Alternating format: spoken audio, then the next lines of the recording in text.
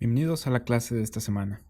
Ya estamos entrando a Romanos 9 y pues vamos a estar entrando a territorio asociado con el calvinismo, con este capítulo Romanos 9 que es asociado con el calvinismo. Y pues antes de entrar bien en detalle a Romanos 9, decidí hacer esta serie de clases en la que vamos a ver a grandes rasgos algunas cosas acerca del calvinismo.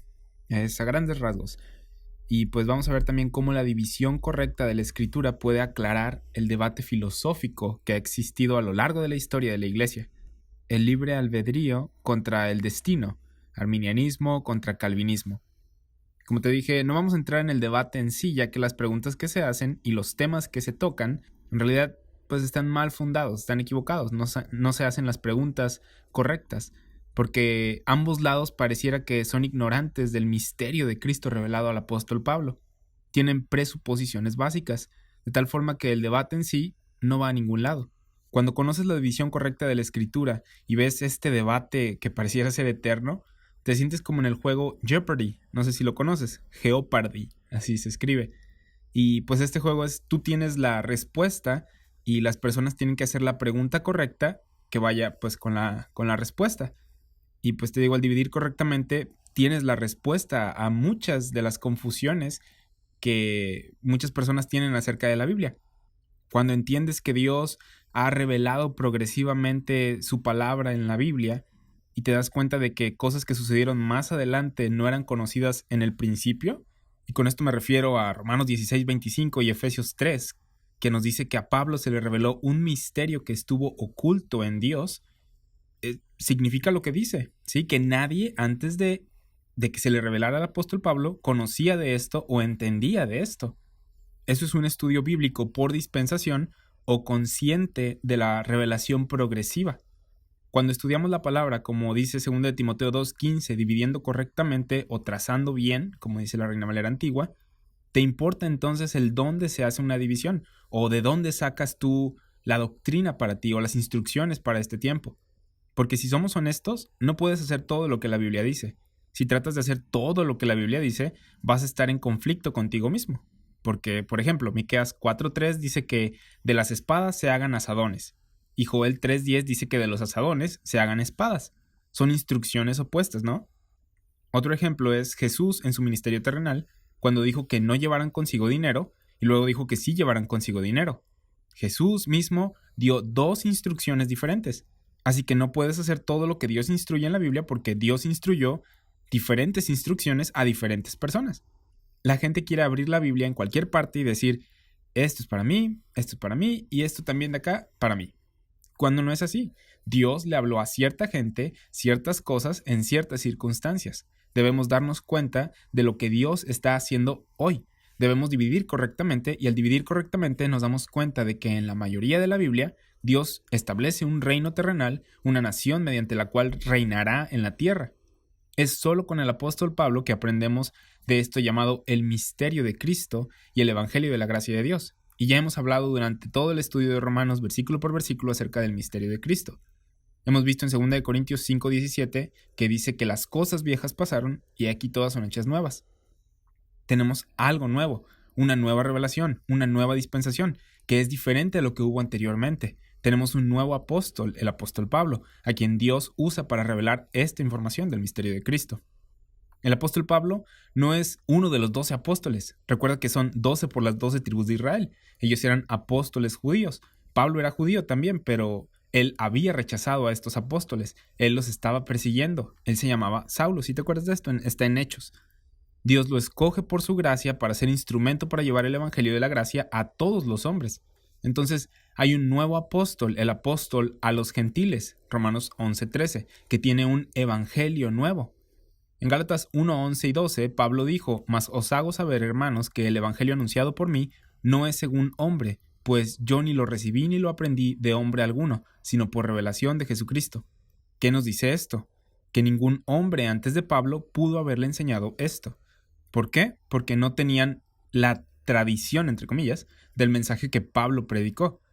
Es en este capítulo de Gálatas, capítulo 1, y en el capítulo 2, que Pablo justifica su evangelio y no otro. Evangelio al que le llama el evangelio de la gracia de Dios, Hechos 20:24. En Efesios 3:2 le llama la dispensación de la gracia, porque así es como somos salvos, por gracia. No somos salvos por un pacto, lo cual es un contrato o una promesa, aunque haya pactos en la Biblia, y tampoco somos salvos por hacer buenas obras, aunque encontramos lugares en la Biblia en los que Dios les dice a las personas que hagan buenas obras. No somos salvos por sacrificar toros o machos cabríos, aunque en la Biblia se hable de eso. Somos salvos solo por gracia, por fe en lo que Cristo hizo en la cruz.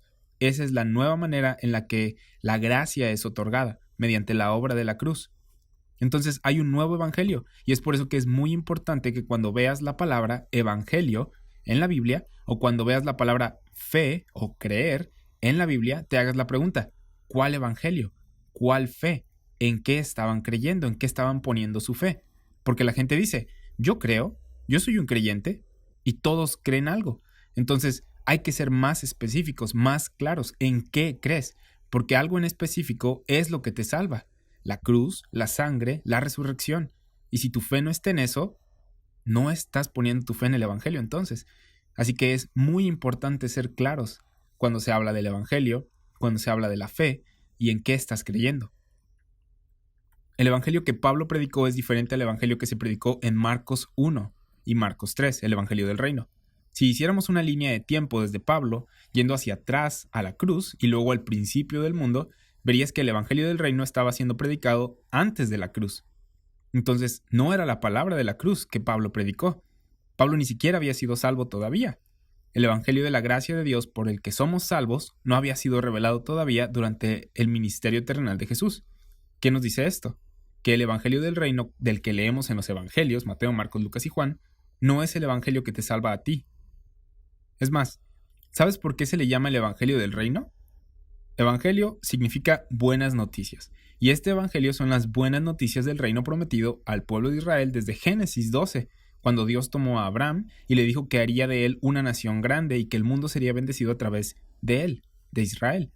Promesa que volvió a hacer más específicamente a David y su linaje en 2 de Samuel capítulo 7. Aquí, Dios le prometió a David un reino y un trono eterno. Y esto era lo que Israel estaba esperando y lo que Jesús vino predicando, las buenas noticias del reino. El reino estaba cerca. ¿Por qué? Porque el rey estaba ahí, el hijo de David. Es un evangelio que tiene que ver con las promesas que Dios les había hecho a los judíos. Es el nuevo pacto cuyo cumplimiento es cuando Cristo regrese y salve a Israel de sus enemigos y purgue a los malos de la nación. Pero bueno, ahora tenemos un mensaje acerca de una nueva criatura, el cuerpo de Cristo. 2 de Corintios 5:17 dice, de modo que si alguno está en Cristo, nueva criatura es, las cosas viejas pasaron, Israel, los pactos, los testamentos, he aquí todas son hechas nuevas. Esto es la iglesia, el cuerpo de Cristo, donde no hay judío ni gentil. Esta nueva criatura tiene un nuevo ministerio por hacer, el ministerio de la reconciliación, 2 de Corintios 5:18. Ahora somos embajadores del cielo, no somos Israel espiritual. Ministramos paz y reconciliación al mundo mediante el evangelio de la gracia, y nuestro destino es el cielo. La iglesia está para funcionar en los lugares celestiales. Estaremos ahí cumpliendo la voluntad de Dios para siempre. Por cierto, esto tiene que ver con el por qué Dios tenía esto oculto. ¿Por qué era un misterio? ¿Por qué tenía Dios esto oculto? Porque tiene una voluntad que quiere cumplir. En Efesios 1 encontramos el misterio de su voluntad. Ahora, estamos yéndonos al revés, ¿sí? Comenzando desde adelante y yendo hacia atrás. Normalmente iríamos de atrás para adelante, pero lo estamos haciendo así porque esto fue lo que Calvino hizo. Eso es lo que muchas veces muchas personas hacen. Comienzan con el evangelio de la gracia por el que somos salvos, la palabra de la cruz, y lo leen en toda página de las escrituras atrás, cuando claramente dice que esto era un misterio que estuvo oculto. Y pues estas personas creen que cada página de la escritura habla del misterio, cuando en realidad, como ya lo hemos leído, no fue algo conocido hasta que Dios se lo reveló al apóstol Pablo. En Efesios capítulo 1, versículos 9 y 10 dice Pablo aquí que Dios nos ha dado a conocer el misterio de su voluntad según su beneplácito, el cual se había propuesto en sí mismo de reunir todas las cosas en Cristo en la dispensación del cumplimiento de los tiempos, así las que están en los cielos como las que están en la tierra. Recuerda que hay judíos y gentiles en el programa de Dios para la tierra, en el plan de Dios para la tierra, y también hay judíos y gentiles en el programa de Dios para el cielo. Hay dos esferas de dominio. Dios creó en Génesis 1:1 los cielos y la tierra, y después de esto vemos que Dios se enfoca en la tierra, empieza a hablar de la tierra, de la tierra, de la tierra. Enoc caminó con Dios en la tierra y desapareció porque le llevó Dios. Génesis 5:24. Jesús oró en Mateo 6:10, venga tu reino, ¿a dónde? A la tierra. Hágase tu voluntad como en el cielo, así también en la tierra. En Apocalipsis 21, la nueva Jerusalén desciende a la tierra. Hay un propósito terrenal, hay un propósito de Dios para la tierra. Dios quiere tener dominio en este planeta. Pero también hay otro reino que Dios creó llamado cielo. Y su propósito es reunir todas las cosas en Cristo en la dispensación del cumplimiento de los tiempos, así las que están en los cielos como las que están en la tierra. Efesios 1:10. Cristo siendo la cabeza de todas las cosas. En la dispensación del cumplimiento de los tiempos habrá cosas en los cielos y cosas en la tierra. Y este es el misterio de su voluntad, que ya nos ha dado a conocer. Efesios 1:9. Es en esta idea del misterio y el misterio de Cristo donde está el campo de batalla. Satanás está orientado hacia la información del misterio de Cristo. ¿A qué me refiero con esto? Él trata de ocultarla o hacerla algo confuso. Segunda de Corintios 4:4 dice que el Dios de este siglo está cegando el entendimiento de los incrédulos para que no les resplandezca la luz del evangelio de la gloria de Cristo, el cual es la imagen de Dios. Él está tratando de confundir la predicación de Jesucristo según la revelación del misterio, Romanos 16:25. Y podemos ver esto a lo largo de la historia, y Juan Calvino es testimonio de esto. Y ahora me enfoco en él por Romanos 9 y la popularidad que sus enseñanzas tienen. Sin embargo, él no fue el único que a lo largo de la historia omitió la singularidad de la revelación especial dada al apóstol Pablo, al no dividir correctamente el resto de la escritura de la revelación especial dada a Pablo, sino mezclar la revelación especial dada a Pablo con el resto de la escritura.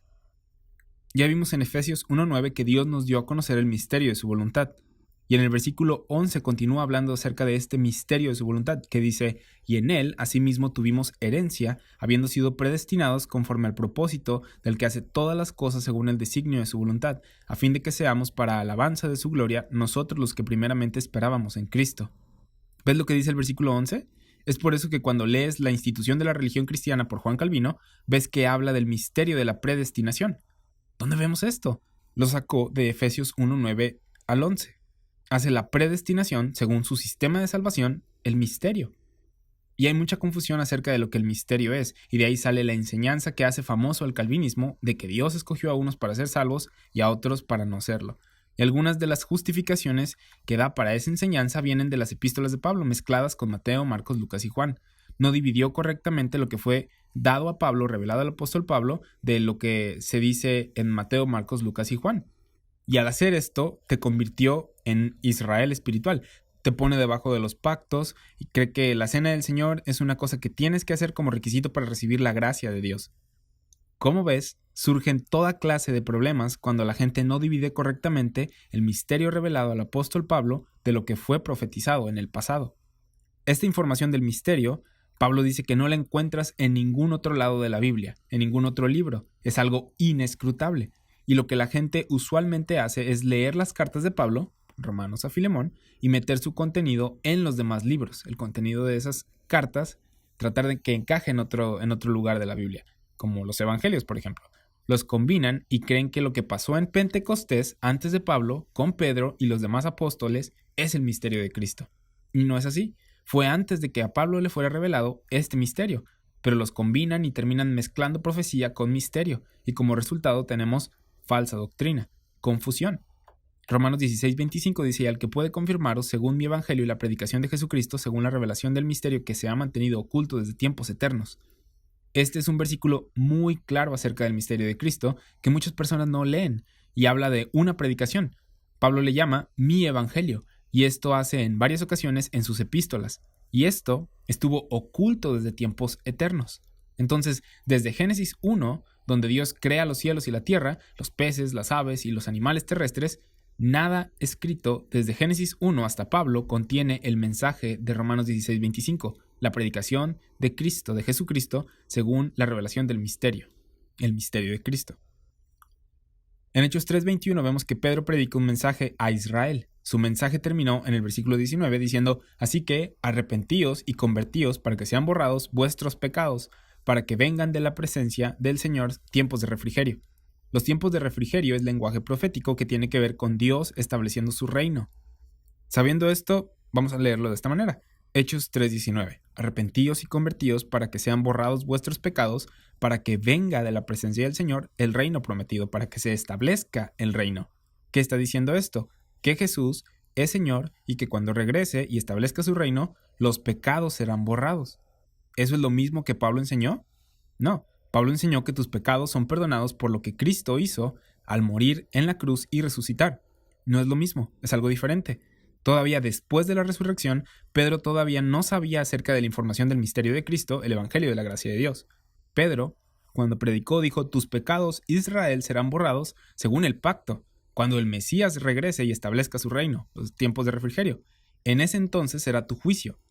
Por eso les dice que cambien su manera de pensar, que se arrepientan. Hechos 3, 20 y 21. Y él envía a Jesucristo que os fue antes anunciado, a quien de cierto es necesario que el cielo reciba hasta. ¿Sí? Note esta palabra, hasta. Está diciendo que Jesús ascendió al cielo hasta que llegue el tiempo en el que regrese. Los ángeles de Hechos 1:11 dijeron: varones, ¿por qué estáis mirando al cielo? Este mismo Jesús que ha sido tomado de vosotros al cielo, así vendrá como le habéis visto ir al cielo. Estaban anticipando ellos su regreso. Hechos 3:21 dice: a quien de cierto es necesario que el cielo reciba hasta los tiempos de la restauración de todas las cosas, de que habló Dios por boca de sus santos profetas que han sido desde tiempo antiguo. Esto último debería de estar subrayado en tu Biblia, debería de hacerte mucho ruido.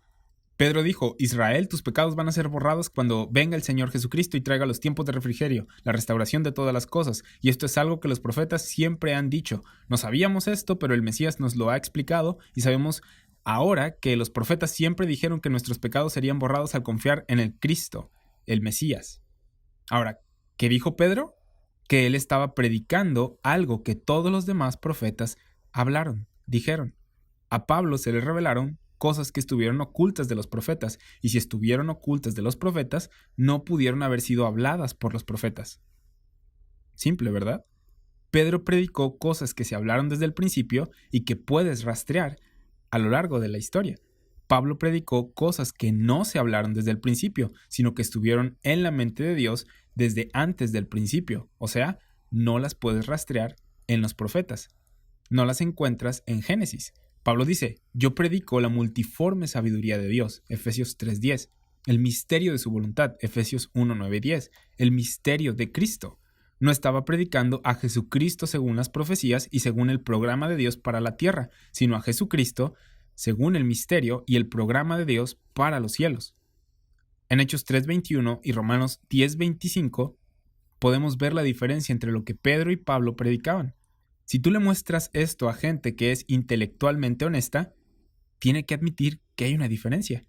Pueden disputar lo que es el misterio, pero tienen que admitir que hay una diferencia entre lo que Pablo habló según Romanos 16:25 y lo que Pedro habló según Hechos 3:21. Hay una línea, una división que se tiene que hacer. Ahora que identificamos esto, la pregunta es: ¿qué es el misterio? Y ahorita vamos a hablar acerca de esto. Pero primero debemos señalar que hay muchas personas que no conocen esta división entre misterio y profecía. Muchas personas no saben que lo que Pablo dijo fue diferente a lo que Pedro dijo, como para poder hacer una división. Y ahí comenzamos, mostrando esto. Porque entender esto te va a ayudar a aclarar la confusión y responder algunas de las preguntas que probablemente tengas. En esta clase no estamos hablando a detalle de los errores que cometió Juan Calvino. Más adelante vamos a hacer eso. Por ahora estamos comenzando con algo de lo que no habló. No vamos a entrar en el debate entre calvinistas y arminianos porque ambos hacen las preguntas equivocadas. La respuesta que queremos proveer es a la pregunta: ¿qué es el misterio de Cristo? ¿Cuándo fue dado? ¿Cuándo fue revelado? ¿A quién fue revelado? Porque esas son las preguntas correctas. Estas preguntas te van a llevar a las epístolas de Pablo y lo que él enseñó. Lo que usualmente hace la gente es tomar el misterio de Cristo y convertirlo en algo más. La Iglesia Católica Romana lo hace, Juan Calvino lo hizo y muchas otras personas. Hay gente que lo hace algo que no puede ser conocido, diciendo: ¿el misterio? Dios obra en maneras misteriosas. Nunca podremos saber las cosas de Dios. Incluso si eso fuera cierto, Pablo dice en Efesios 1:9 que Él ya nos ha dado a conocer el misterio de su voluntad. Entonces, de lo que deberíamos estar interesados es de lo que ya reveló. Hay cosas que no conocemos acerca de Dios, pero podemos conocer lo que Él ya ha revelado, escrito y preservado, ¿no? Y aquí está la confusión. No conocen qué es el misterio de Cristo. Lo hacen algo que no se puede conocer o algo que ya fue profetizado. Vamos a Tito 1, 1 y 2. Dice, Pablo, siervo de Dios y apóstol de Jesucristo conforme a la fe de los escogidos. Imagina que estás en el siglo XVI con Juan Calvino y lees esto. Escogidos de Dios. ¿Qué es eso? Dice, y el conocimiento de la verdad, que es según la piedad, en la esperanza de la vida eterna, la cual Dios, que no miente, prometió desde antes del principio de los siglos, o antes de que el mundo comenzara. Desde ahora vamos a ir despacito para que sigas el hilo, ¿sale? Ya leímos en Romanos 16:25 que Pablo dijo que él predicaba a Jesucristo según la revelación del misterio que se ha mantenido oculto desde tiempos eternos, desde que el mundo comenzó. Él predicó algo que estuvo antes de que el mundo comenzara. En Tito 1:2, Pablo dice que él es el apóstol que predica la esperanza de la vida eterna, la cual Dios, que no miente, prometió desde antes del principio de los siglos, o desde antes de que el mundo comenzara. Hay gente que mira esto y dice, ¿antes de que el mundo comenzara? ¿Será que el misterio de Cristo es vida eterna? Sin embargo, la vida eterna se enseñó a lo largo de la historia. En Génesis 22 vemos la historia de Abraham e Isaac. Dios probó a Abraham diciéndole que sacrificara a su hijo Isaac. Y esta es una de las historias que los escépticos usan en contra de nosotros porque se ofenden, ya que Dios le dijo a Abraham que matara a su hijo. Pero en Génesis 22 vemos que Dios le dice a Abraham que sacrifique al hijo que él le había dado milagrosamente. La esposa de Abraham, Sara, era estéril, además de que ya estaba avanzada en edad. Dios hizo que ella concibiera milagrosamente a Isaac.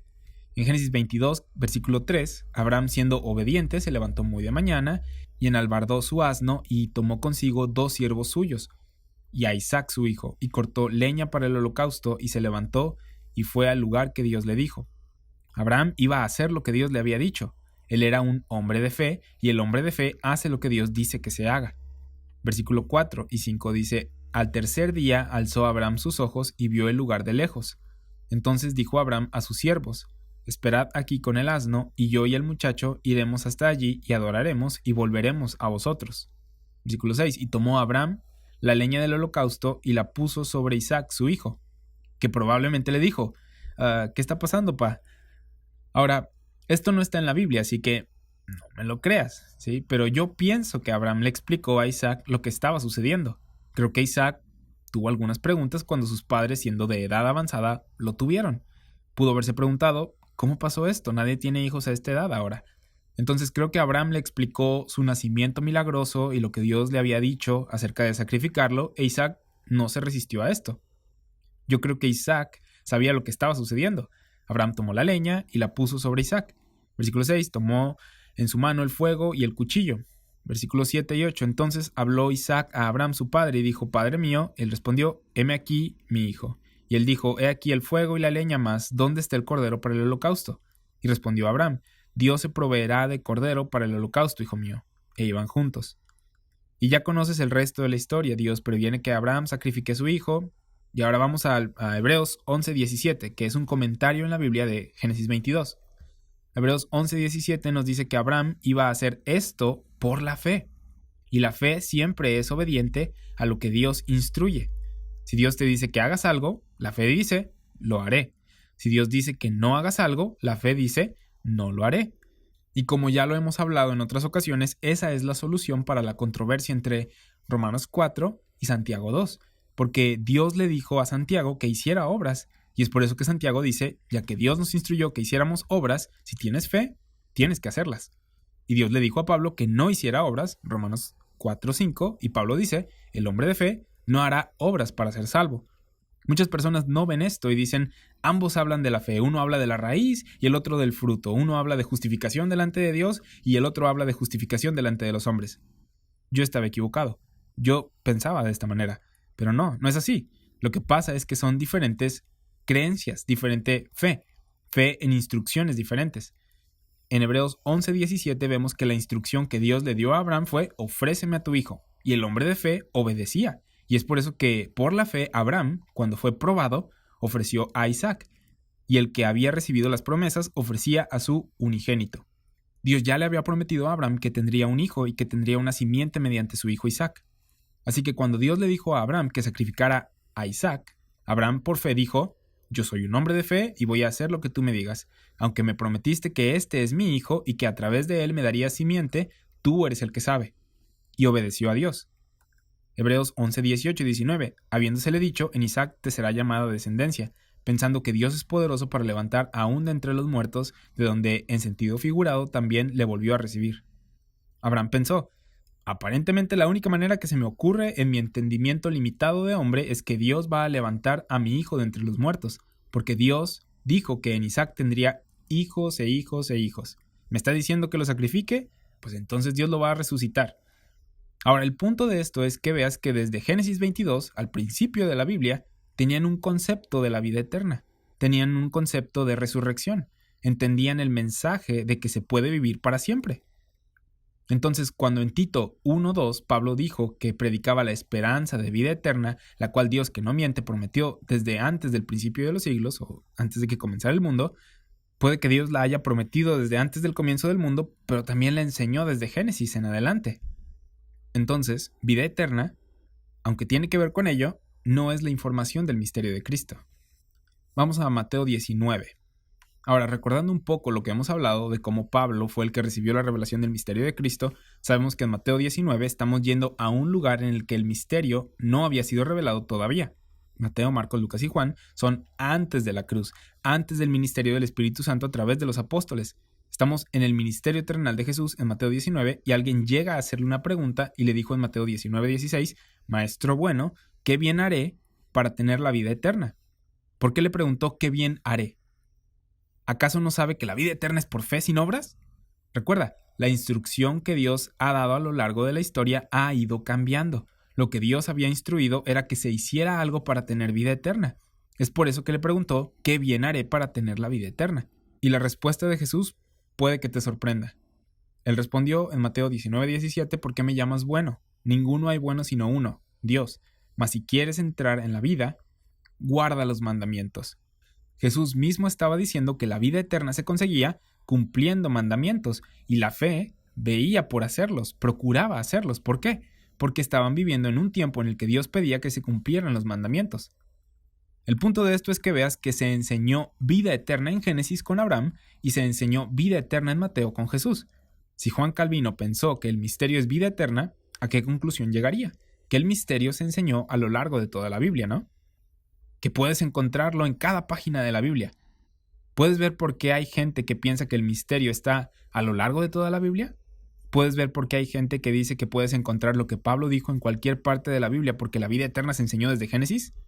Juan Calvino presentó una perspectiva muy amplia del Evangelio al decir: es vida eterna. Y encuentras enseñanza de la vida eterna en toda la Biblia.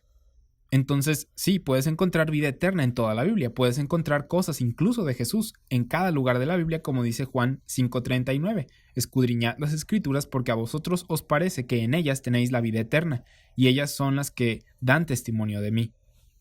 Como ves, puedes ver esto a lo largo de la Biblia. Sin embargo, la gente no entendía cómo es que esto funcionaba.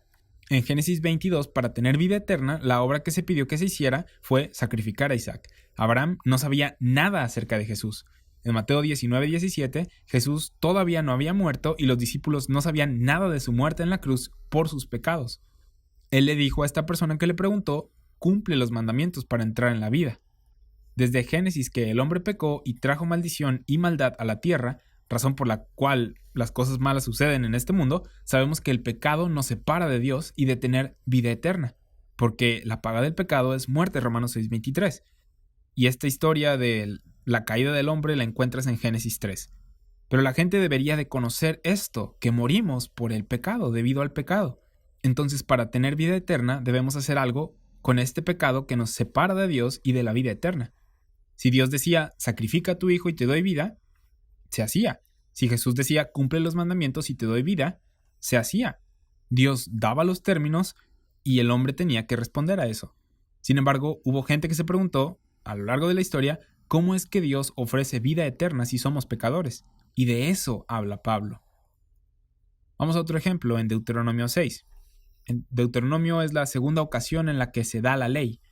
Es antes de que vayan a entrar a la tierra prometida de la siguiente generación y se vuelve a decir la ley. Y en el capítulo 6, versículos 24 y 25 dice: Y nos mandó Jehová, ¿a quién? A Israel, que cumplamos todos estos estatutos. ¿De cuáles estatutos está hablando? De la ley, y que temamos a Jehová nuestro Dios para que nos vaya bien todos los días y para que nos conserve la vida. ¿Cómo se le llama a esto? Vivir más tiempo, no morir. Y para que nos conserve la vida, como hasta hoy. Y tendremos justicia cuando cuidemos de poner por obra todos estos mandamientos delante de Jehová nuestro Dios, como Él nos ha mandado. ¿Justicia? Eso es lo opuesto al pecado. ¿Por qué morimos? Por el pecado. Entonces, si tienes justicia, ¿no podrías decir que vas a vivir?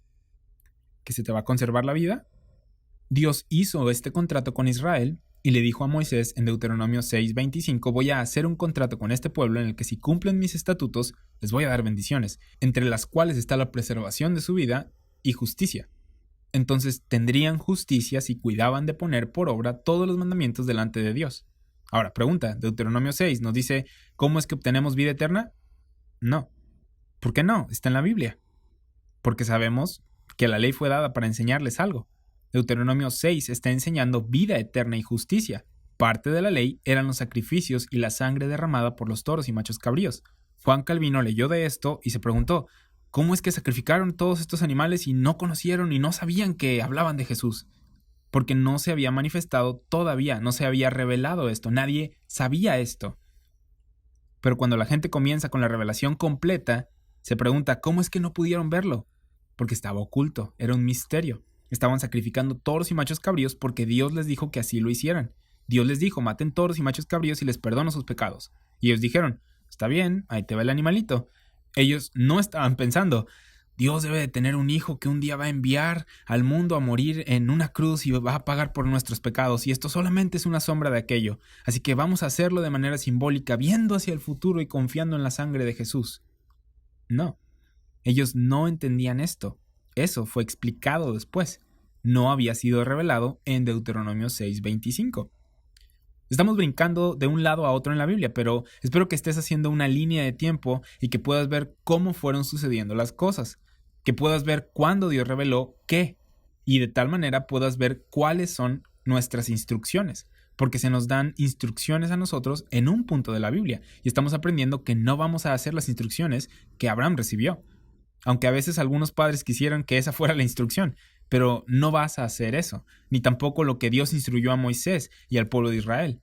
Y aquí te va otra con la que probablemente te vas a sorprender. Pero tus instrucciones no están en las letras rojas del ministerio terrenal de Jesús, Mateo, Marcos, Lucas y Juan, porque en esos libros dijo que se cumplieran los mandamientos.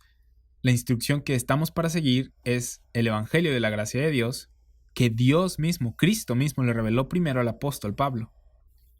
En Éxodo 19 vemos la primera vez que Dios le dio la ley al pueblo de Israel. A esto se le llama el antiguo pacto más adelante. Pero en Éxodo 19:5 dice, ahora pues si dieres oído a mi voz y guardaréis mi pacto, vosotros seréis mi especial tesoro sobre todos los pueblos, porque mía es toda la tierra. La tierra, la tierra, la tierra, la tierra. Dios estaba interesado en la tierra.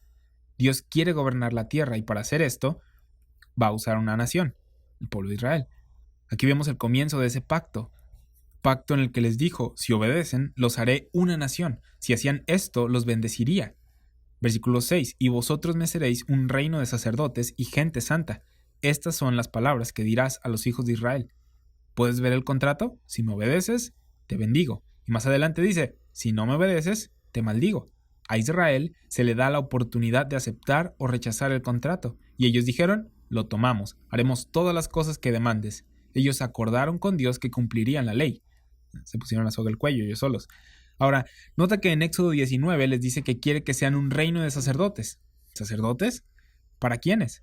Para los gentiles paganos que habían rechazado a Dios. Si lees Génesis y Deuteronomio y Romanos, si lees Samuel y los profetas y lees la ley, la división correcta que se hace es la división entre judíos y gentiles.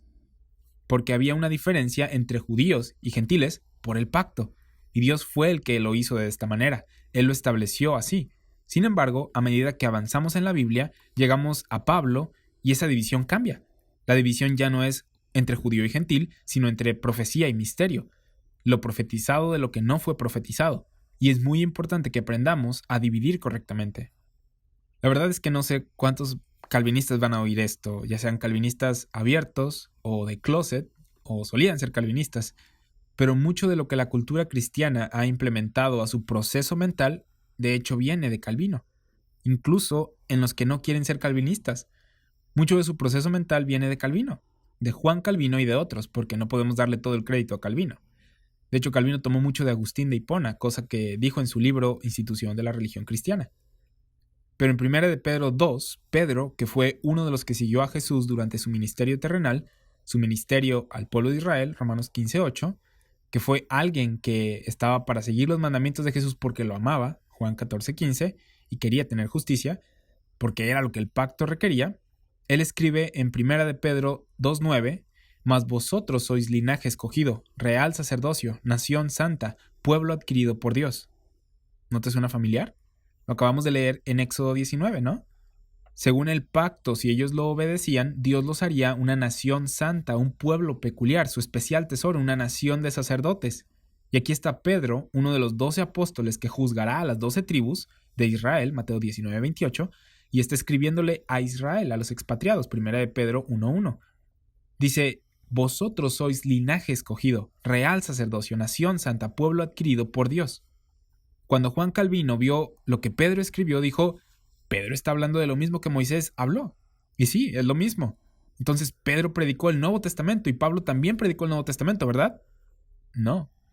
Pero todos ven esa página en la Biblia que está antes de que comience el libro de Mateo que dice Nuevo Testamento y es por eso que ven todo lo que sigue como el Nuevo Testamento, incluso las epístolas de Pablo, e ignoran el contenido de estas.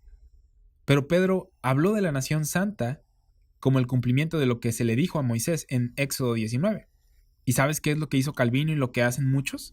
Toman el misterio dado al apóstol Pablo y lo hacen vida eterna, lo hacen Israel espiritual, lo hacen los gentiles siendo bendecidos.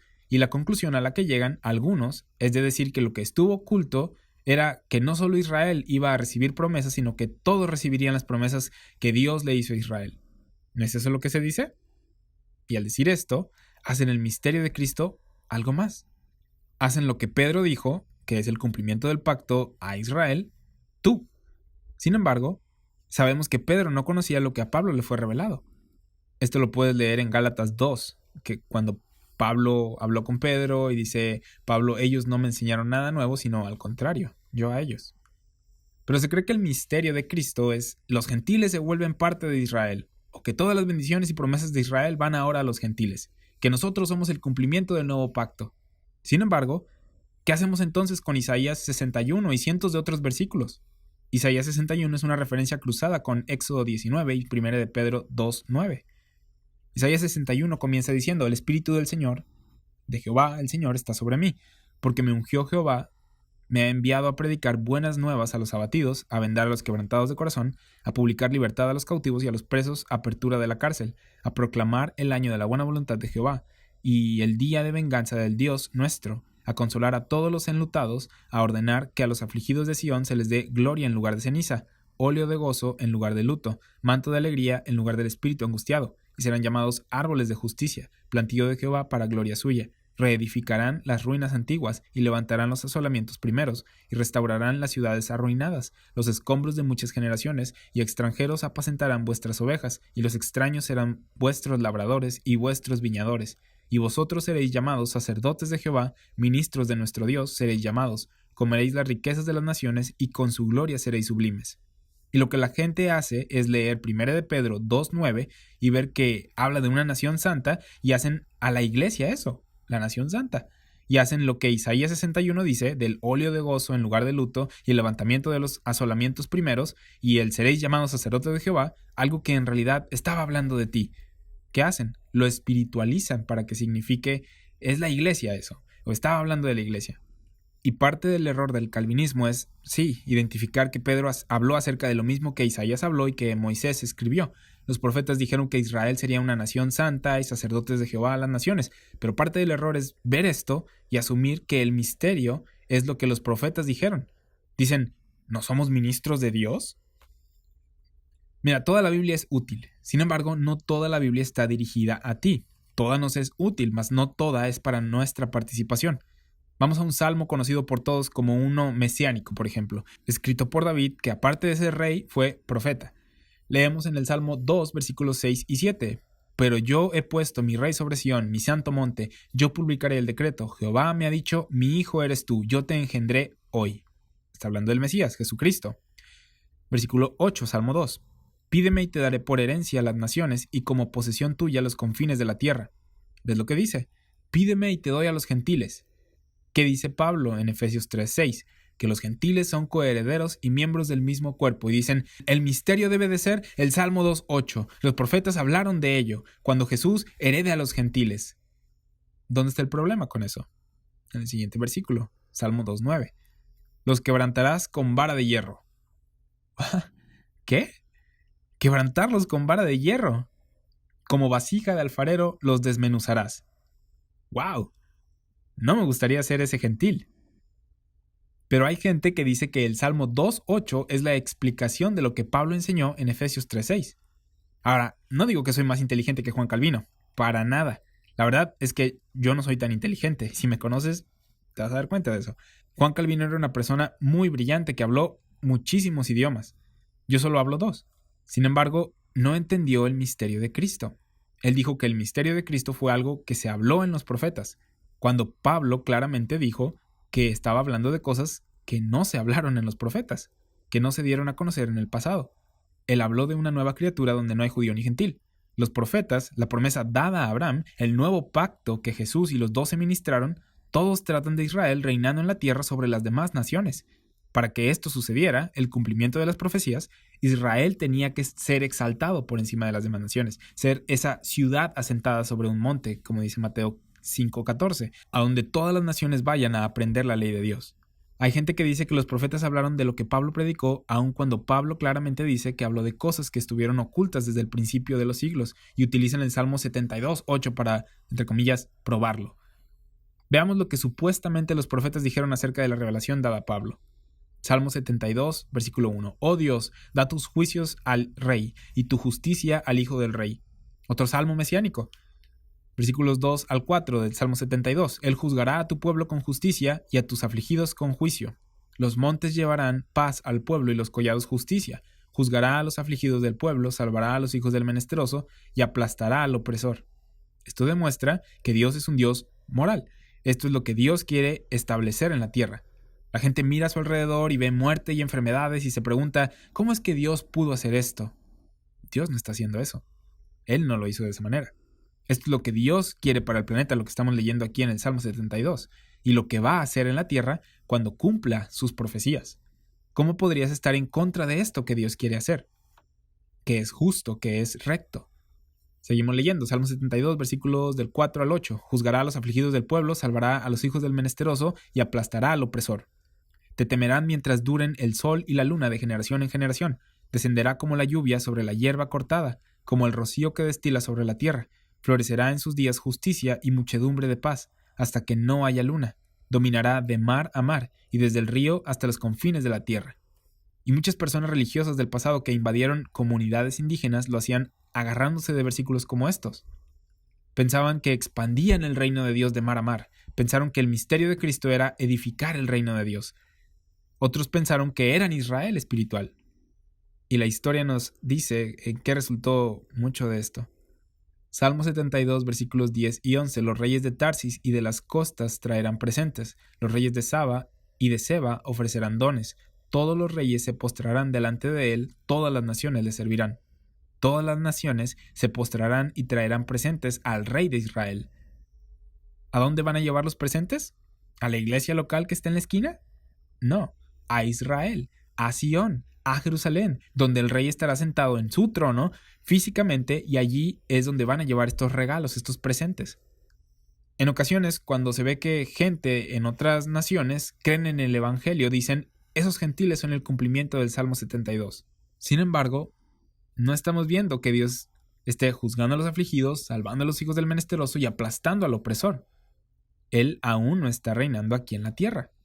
Juan Calvino y muchos otros dicen que sí. Dicen que en Mateo 12:28, cuando Jesús vino la primera vez, estableció su reino, que ya se cumplió el Salmo 72. Y tú lees el Salmo 72, miras a tu alrededor y ves que no está sucediendo. Tienen que espiritualizarlo. Es que Él en realidad está reinando físicamente a través de nosotros en los corazones de los que creen.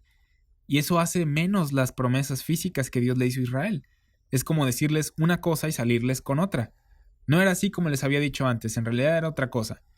No, no soy yo ocupando un trono físico en Jerusalén, sino yo ocupando el trono de su corazón.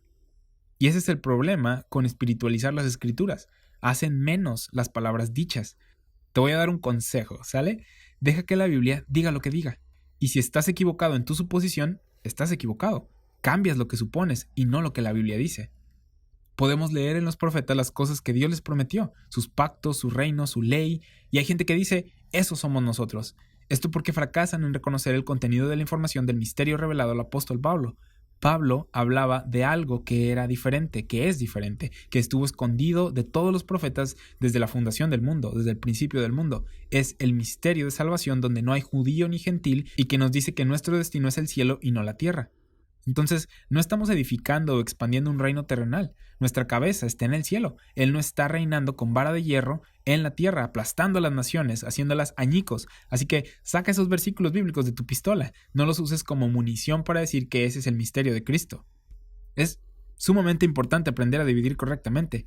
Y aquí te va otro tip. Las cosas diferentes, aunque tengan similitudes, no son lo mismo.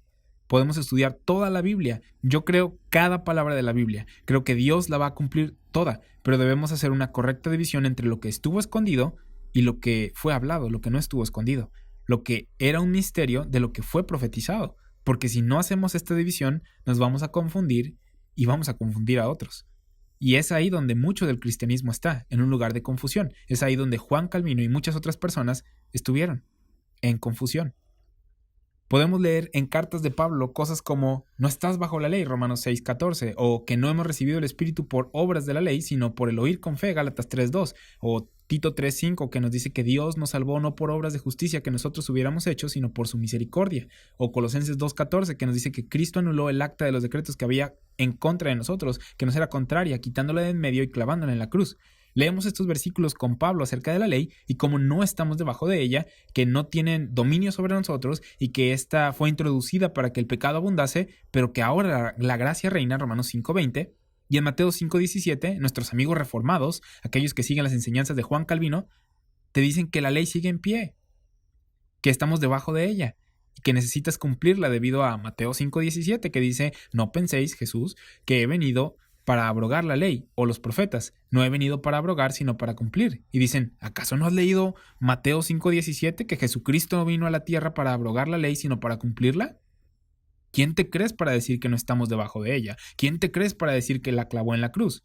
No dividen el ministerio terrenal de Jesús del ministerio de Pablo, cuando fue el mismo Jesús el que le reveló esto a Pablo.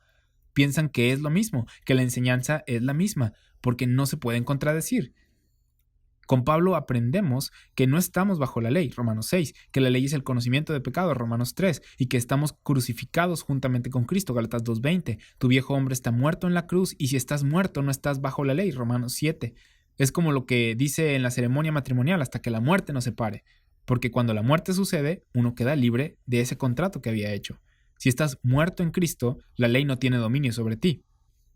Ahora en Romanos 15:8, Pablo escribe después de la muerte, resurrección y ascensión de Jesús, también después de su regreso en Hechos 9 para salvar al apóstol Pablo, acontecimiento del que casi nadie habla y en el que le habló a Pablo de algo nuevo, Pablo escribe, pues os digo que Cristo Jesús vino a ser siervo de la circuncisión para mostrar la verdad de Dios, para confirmar las promesas hechas a los padres. Está hablando de Jesucristo en su ministerio terrenal. Las letras rojas, Mateo, Marcos, Lucas y Juan. Dice que él vino a ser siervo de la circuncisión para confirmar las promesas que ya habían sido habladas en el pasado y que habían sido hechas a los padres. Y estos no son nuestros padres, sino los padres del pueblo de Israel. Abraham, Isaac, Jacob, Moisés, los profetas. Si Jesús no reveló el misterio de sí mismo, el misterio de Cristo en Mateo, Marcos, Lucas y Juan, sino que vino a confirmar a los profetas. Jesús vino después, en Hechos 9, para revelar el misterio de Cristo de sí mismo a un apóstol nuevo, al apóstol Pablo. Veamos otro versículo en el mismo capítulo. Aquí vamos a ver a Pablo contrastar su ministerio con el ministerio terrenal de Jesús que encontramos en Mateo, Marcos, Lucas y Juan. Ahora, antes de que pienses que soy un hereje, yo no adoro a Pablo. Él no está por encima de Jesucristo, para nada. Él fue un apóstol de Jesucristo, enviado por Jesucristo mismo. Cuando Jesús vino a la tierra, Él cumplió un ministerio específicamente para Israel, según los profetas, y Él mismo vino y reveló algo nuevo al apóstol Pablo. Él mismo envió al apóstol Pablo con un ministerio diferente. Y Pablo dice que se le dio la gracia de ser ministro de Jesucristo a los gentiles, ministrando el evangelio de Dios para que los gentiles le sean ofrenda agradable, santificada por el Espíritu Santo. Romanos 15:16. Pablo es llamado el apóstol de los gentiles. Romanos 11:13. Pablo fue enviado a los gentiles y Jesús vino a Israel, como podemos leer en Mateo 15. Una mujer gentil se le acercó, Jesús le dijo perro, y él le dijo también: no fui enviado a ti, sino a las ovejas perdidas de la casa de Israel. No le hacía caso porque era una gentil. Sí, él le dijo: no fui enviado sino a las ovejas perdidas de la casa de Israel, en Mateo 15:24. ¿Qué estamos viendo aquí? Una división entre judíos y gentiles. No fue sino hasta más adelante que Jesús reveló el misterio de Cristo al apóstol Pablo que vemos una división ahora entre misterio y profecía.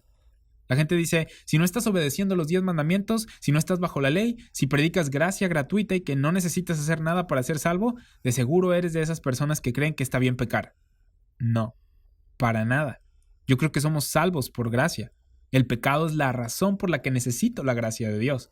No se trata de lo que haga ahora. Y no necesitamos la ley para comportarnos bien. Por ejemplo, cuando manejo, yo lo hago respetando las leyes de tránsito. Manejo con precaución, aunque no haya policías a mi alrededor. Y esto porque no me quiero matar manejando desenfrenadamente. No necesitas la ley para comportarte bien. En las cartas a los Corintios podemos ver que Pablo les provee una razón tras otra a los Corintios del por qué deberían hacer el bien. Porque Dios quiere que lo hagamos, porque somos santos, porque es lo correcto, porque ayuda a los demás. Hay muchas razones para hacer buenas obras y ninguna de ellas es para obtener salvación ahora. Mira 2 Corintios 14:15, que dice: porque el amor de Cristo nos constriñe, pensando esto, que si uno murió por todos, luego todos murieron, y por todos murió, para que los que viven ya no vivan para sí, sino para aquel que murió y resucitó por ellos. Esta es otra razón por la que deberías comportarte bien. No es porque es un requisito de la ley, sino porque al pensarlo bien, el evangelio por el que somos salvos nos dice que somos pecadores y que Cristo murió por nosotros. Así que es por el amor de Dios, demostrado al morir por nuestros pecados para darnos vida eterna y una posición en los lugares celestiales, una posición de justicia. Es pensando en esto que decimos: no voy a vivir para mí, sino para aquel que murió y resucitó por mí, para aquel que me salvó. Esa es una motivación más fuerte para hacer el bien. De hecho, el amor es una motivación más fuerte que el miedo, que es lo que la ley presenta, una amenaza. Haz esto o si no, cuello. 2 Corintios 5:16 dice: de manera que nosotros de aquí en adelante a nadie conocemos según la carne. Dice: ahora que Cristo murió y resucitó por ti, y ahora que eres una nueva criatura en Cristo, de aquí en adelante a nadie conocemos según la carne. No miramos a alguien y decimos: mira este y aquel pecado. Eres demasiado pecador, no perteneces aquí. ¿Por qué? Porque estamos predicando gracia, ¿no? Y la gracia dice: no se trata de lo que tú hagas, sino de lo que Cristo ya hizo. Y eso es salvación. Ya no conocemos a nadie según la carne. Lo que debemos saber es si creyeron el evangelio o no. Lo que queremos saber es si son salvos por gracia o no. Si no, hay que presentarles el evangelio para que lo crean y así darles la bienvenida al cuerpo de Cristo con nosotros, ya que ambos confiamos en la misma persona para salvación. Así es como conocemos ahora a la gente. ¿Eres salvo o no? ¿Estás en Cristo o no? ¿Eres salvo por gracia o todavía estás tratando de ganarte la salvación por tus obras y perseverar hasta el fin? Entonces ya no conocemos a nadie según la carne, sino según el Espíritu, según la doctrina. 2 Corintios 5:16, de manera que nosotros de aquí en adelante a nadie conocemos según la carne. Y aun si a Cristo conocimos según la carne, ya no lo conocemos así. ¿A qué se refiere cuando dice que ya no conocemos a Cristo según la carne?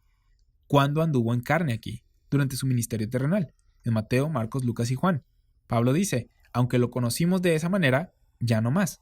¿Por qué? Porque durante su ministerio terrenal él operó bajo la ley, Gálatas 4:4. No conocemos a Cristo según su ministerio a la circuncisión, Romanos 15:8, sino según su ministerio a Pablo acerca del misterio de la dispensación de la gracia de Dios. Así es como conocemos ahora a Jesucristo, según la revelación del misterio que estuvo oculto desde tiempos eternos, Romanos 16:25. ¿Ves lo importante de dividir correctamente y determinar qué es el misterio de Cristo? Aparentemente Juan Calvino no vio esto. Él creyó que el misterio era el cumplimiento de las profecías. Él pensó que Jesús habló de este misterio en Mateo, Marcos, Lucas y Juan. Él pensó que Pedro habló de este misterio en 1 de Pedro 2:9. Y sabiendo estas cosas que pensó, no debería ser sorpresa que llegara a la conclusión de que el misterio es que Dios te predestinó o te eligió antes de la fundación del mundo para ser salvo o para perderte. Si alguna vez te encuentras en un diálogo con un calvinista, no procures pelear una batalla en la que el calvinista haga las preguntas. ¿Por qué? Porque están haciendo las preguntas incorrectas. Tú tienes la respuesta en el misterio de Cristo. Dividir correctamente resuelve la confusión. Las preguntas correctas son: ¿qué es el misterio de Cristo? ¿Cuándo fue revelado? ¿Dónde divido? Y muchas personas tratan de dividir solamente entre pacto o no pacto. Ahora entendemos que hay algo más. Basados en el Evangelio de la gracia de Dios, sabemos que no hay judío ni gentil. Ya no conocemos a nadie según la carne, según pactos, según la ley. Los conocemos según la gracia de Dios y su entendimiento de esta. Ahora, el reino prometido. ¿Recuerdas lo que vimos en Éxodo 19 y en los profetas de cómo Dios quería crear de Israel una nación santa, una nación de sacerdotes, y que quería que Israel fuera sacerdote de Dios a las naciones, y de cómo el Mesías aplastaría a las naciones con vara de hierro? Vimos todas estas profecías acerca de la tierra, y luego la gente llega a Pablo y dice: Pablo no habla de la tierra mucho. Leen Juan 18:36 y lo agarran como su doctrina. Aquí Jesús dice: mi reino no es de este mundo. Si mi reino fuera de este mundo, mis servidores pelearían para que yo no fuera entregado a los judíos, pero mi reino no es de aquí. Y dicen: ¿ya ves? El reino no era literal, sino espiritual. El reino de Éxodo 19, el reino del Salmo 2, el reino de Isaías 61, el reino terrenal del que hablan todos los profetas, no era algo terrenal en realidad, sino espiritual, invisible. Según Calvino y muchos otros que no dividen correctamente, el reino prometido es uno espiritual. Esto que leemos fue antes de la cruz, ¿verdad? Esto de Juan 18. ¿Qué pasó después de la cruz? En Hechos 1:6, después de que Jesús les da una cátedra a sus discípulos acerca del reino, ellos le preguntaron: Señor, ¿restaurarás el reino a Israel en este tiempo? Su mente estaba en un reino en la tierra. ¿Por qué? Porque en Mateo 6:10 Jesús les enseñó que oraran: venga tu reino, hágase tu voluntad como en el cielo, así también en la tierra.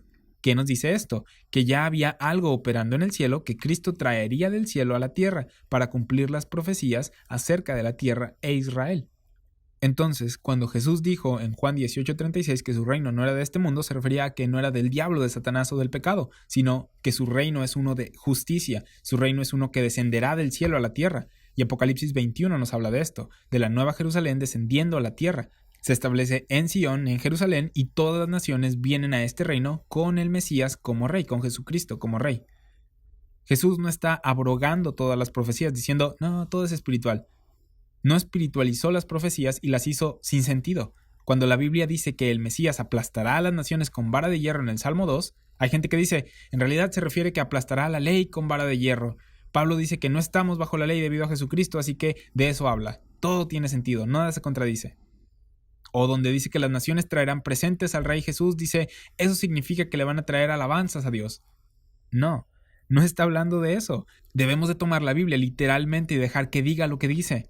En Hechos 1:6, después de la cruz, los discípulos estaban esperando todavía un reino terrenal, un reino a Israel.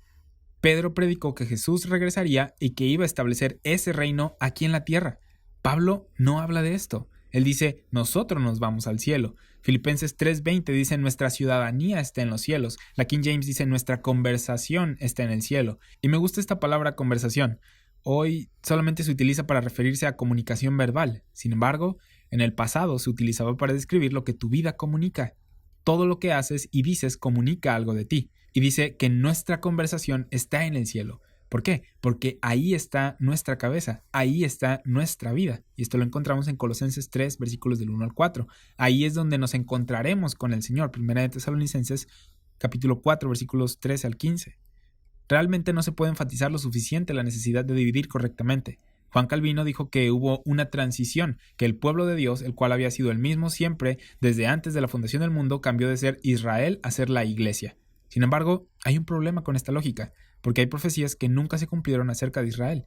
Jesús ascendió al cielo, como había dicho en sus parábolas, que se iría y que un día regresaría, y Pedro se preguntaba: ¿ya viene el reino? ¿Ya viene el reino? Y Jesús le dijo: no les toca saberlo, pero voy a regresar un día. Y no regresó para cumplirlo. Entonces, o Dios es mentiroso o un día regresará a cumplir las profecías que no se han cumplido. Así que Dios no está haciendo lo que estaba haciendo antes. Él no está edificando un reino terrenal, Él está edificando el cuerpo de Cristo. Filipenses 3:20, mas nuestra ciudadanía está en los cielos, de donde también esperamos al Salvador, al Señor Jesucristo. Colosenses 3:1-3 nos dice que pongamos la mira en las cosas de arriba, no en las de la tierra. Una vez más, la King James lo dice de una manera tan padre. Dice, establece tus afectos en las cosas de arriba, no en las cosas de la tierra. Tus afectos, tus emociones, tus deseos, tus esperanzas, tus sueños. Efesios 2:6 dice que Dios nos hizo sentar en los lugares celestiales con Cristo Jesús. Tenemos una posición en los lugares celestiales. ¿De qué está hablando Pablo? Cielo, cielo, cielo. Cuando no dividimos correctamente entre el misterio y la profecía, entre el cielo y la tierra, el resultado es confusión, debido a que Juan Calvino mezcló Efesios 1:8 con Juan 18 y dijo que el reino es uno espiritual. Aparentemente la iglesia es el cumplimiento o reemplazo de lo que Dios habló en el pasado, ¿no? Y aparentemente en Efesios 1:11, que dice que en él asimismo tuvimos herencia, habiendo sido predestinados conforme al propósito del que hace todas las cosas según el designio de su voluntad, esos somos nosotros siendo predestinados para ser Israel, o el pueblo de Dios, o nosotros siendo predestinados para salvación. Vamos a leer Efesios 1:3, ¿sí? Dice, bendito sea el Dios y Padre de nuestro Señor Jesucristo, que nos bendijo con toda bendición espiritual en los lugares celestiales en Cristo. ¿Cómo tenemos toda bendición espiritual? Por Jesucristo. ¿Cómo tenemos perdón de pecados? Por Jesucristo. ¿Cómo somos justificados? Por Jesucristo. ¿Cómo tenemos reconciliación y redención? Por Jesucristo. Pero, ¿qué no la ley enseñó reconciliación, redención, justificación y perdón? Sí. Y es por eso que la gente espiritualiza lo que la ley decía para que encaje con lo que Pablo predicó. Efesios 1:4-5, según nos escogió en él antes de la fundación del mundo, para que fuésemos santos y sin mancha delante de él, en amor, habiéndonos predestinado para ser adoptados hijos suyos por medio de Jesucristo, según el puro afecto de su voluntad. Estos son los versículos dorados para el calvinismo, y eventualmente vamos a cubrir estos versículos como los 5 puntos del calvinismo también, pero en esta clase quería que solo viéramos cómo Calvino no dividió correctamente la palabra de verdad y no entendió el misterio de Cristo revelado al apóstol Pablo. Hizo lo escogido antes de la fundación del mundo, el misterio de Cristo revelado a Pablo, que no fue dado a conocer, sino que estuvo oculto de los profetas, o sea, era algo que los profetas no conocieron. Él hizo el misterio de Cristo, salvación o vida eterna, cuando encontramos de salvación y vida eterna a lo largo de la Biblia. Él espiritualizó lo que se le prometió a Israel y se lo atribuyó a la iglesia. No dividió correctamente, no identificó la singularidad de la revelación dada al apóstol Pablo. Y esto es algo que a nosotros nos sirve de lección. Es muy importante dividir correctamente la palabra de verdad. Es muy importante ver los agregados y también las diferencias. Esto para ser obreros aprobados delante de Dios que no tienen de qué avergonzarse. Esto para poder crecer espiritualmente, que puedas entender la Biblia y también puedas comunicarla correctamente a otros, claramente a otros. Sin duda, dividir correctamente aclara muchísimas cosas en la Biblia. Pero bueno, con esto terminamos la clase de esta semana. Vamos a tener todavía otra clase en la que vamos a dar un poco del trasfondo histórico del debate entre el calvinismo y el arminianismo y vamos a ponerlo en contraste con lo que el apóstol Pablo dijo. Estamos ya por llegar a Romanos 9, yo sé que hice esta pausa, pero quería darte esto nada más, un poco de antecedente histórico y que veas dónde está el problema, ¿sí? Dónde fue que se empezó a desviar de lo que la Biblia dice y el problema es que no se dividió correctamente.